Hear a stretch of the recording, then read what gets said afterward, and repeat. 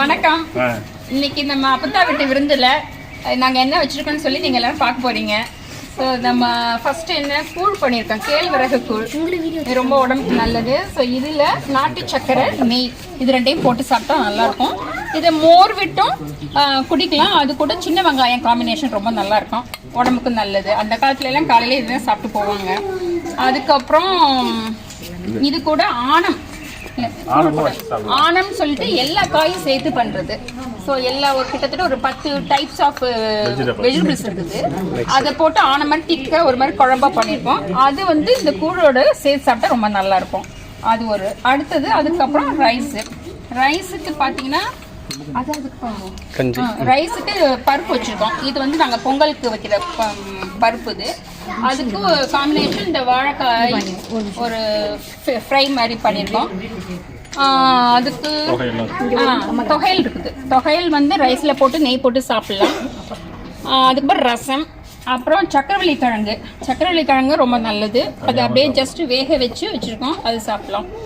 அது ரசம் எல்லாம் முடிச்சதுக்கப்புறம் ரைஸ். இது வந்து கொள்ளு ரைஸ்ன்னு சொல்லுவோம். கொள்ளு கஞ்சி. ஆமா, கொள்ளு கஞ்சி. நம்ம கொள்ளு ரொம்ப உடம்புக்கு நல்லது அப்படின்னு சொல்லிட்டு ரைஸ் கூட சேர்த்து வேக வைக்கிறது. ஸோ கொள்ளு கஞ்சிக்கு காம்பினேஷன் இந்த தொகையல். இது கொள்ளு அப்புறம் தேங்காய் எல்லாம் போட்டு வச்ச துவையல். இதில் கொஞ்சம் மோர் விட்டுக்கலாம். மோர் விட்டுட்டு அதுக்கப்புறம் இதுக்கு காம்பினேஷன் என்னென்னா தொகையல் ப்ளஸ் இந்த வத்தல். எல்லா வத்தலும் இருக்குது. எல்லா வெங்காய வத்தல், இது தேன்குழ வத்தல் அப்படிம்பாங்க. அதுக்கப்புறம் இது சுண்ட வத்தல், மிளகா வத்தல், அந்த மாதிரி எல்லா வத்தலையும் சேர்த்து சாப்பிட்டா நல்லாயிருக்கும். கொஞ்சமாக மோர் விட்டுக்கணும், மோர் நிறைய விடக்கூடாது. அது அந்த மாதிரி இதுக்கு அப்புறம் நெல்லிக்காய் ஊறுகாய் அதுவும் பண்ணியிருக்கோம். ஸோ நெல்லிக்காய் ஊறுகாய் நல்லாயிருக்கும். சின்ன வெங்காயமும் சேர்த்து சாப்பிடலாம். சாதாரணமாக இந்த கஞ்சி வந்து ஒரு மனமா இருக்கும். ஏன்னா கொள்ளு போட்டிருக்கு, அது ஒரு மனம் இருக்கும். ஏன்னா காலையில பண்ணி வச்சிருவாங்க. நம்ம வீட்டுல எல்லாம் காலையில 5 மணிக்கு பண்ணி வச்சிருவாங்க. மத்தியானம் சாப்பிடும்போது நல்ல ஒரு மனமா இருக்கும். அது இது ரைஸ் வித் கொள்ளு. ஆமா, நார்மல் ரைஸ் கொள்ளு சின்னமா இருக்குல்ல, அதான் கொள்ளு. கொள்ளு வந்து வறுத்து அதை உடைக்கிறதுன்னு சொல்லுவாங்க. உடைச்சிட்டு அதோட ஸ்கின் எல்லாம் எடுத்துறணும். எடுத்துட்டு அதை போடுறது. அது கொஞ்சம் அந்த பயர் வரைக்கும் பருப்பு வரைக்கும். அப்புறம் பாயசம். இது வந்து பாசிப்பருப்பு பாயசம். சோ இதெல்லாம் தான் எங்க வீட்ல ட்ரெடிஷனலா பண்றது ஒரு ஃபங்க்ஷன் அப்படின்னா. சோ பாசிப்பருப்பும் வெல்லமும் சேர்த்து பண்ற பாயசம் ரொம்ப நல்லா டேஸ்டியா இருக்கும். எல்லாம் சொல்லிட்டு நினைக்கிறேன். இதுக்கு பேர் ஆனம். சாப்பிட்டு பார்த்து சொல்லுங்க நீங்க. இல்ல தாலே கிடையாது. நாங்க சொன்னோம் வெஜ்ல வந்து எங்கள வெரைட்டி இல்லாம சாம்பார், பருப்பு இல்லாத குழம்புன்னு சொல்றது பேரு. ஆமா, இது வந்து பச்சரிசியும் தேங்காயும் அரைச்சு விடுறது. அந்த ஒரு திக்னஸ் வர்றதுக்காக எல்லாரும் நல்லா சாப்பிடுங்க. சாப்பிட்டு டேஸ்ட் எப்படி சொல்லுங்க. ஃபுல்லா நம்மளுடைய நெய் போட்டுக்க. சாப்பிட்டு மசாலா ஃப்ரை உட்காந்து சாப்பிடு. வேஸ்ட் பண்ணக்கூடாது. சக்கரவள்ளி கிழங்கு வேக வச்சு சாப்பிடுறது.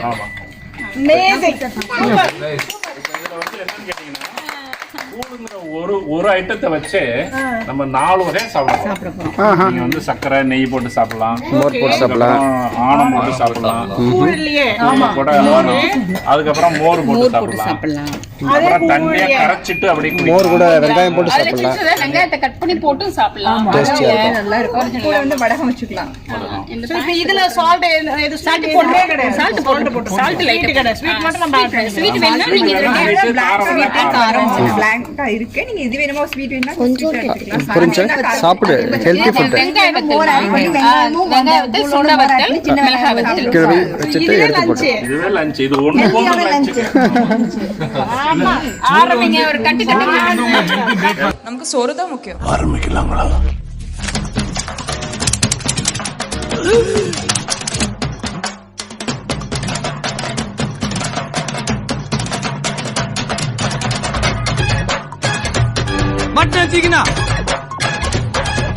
குழம்ப நல்லா அந்த தொட்டியில ஊத்தணும். எப்பா ரைத்தா வைக்கலப்பா.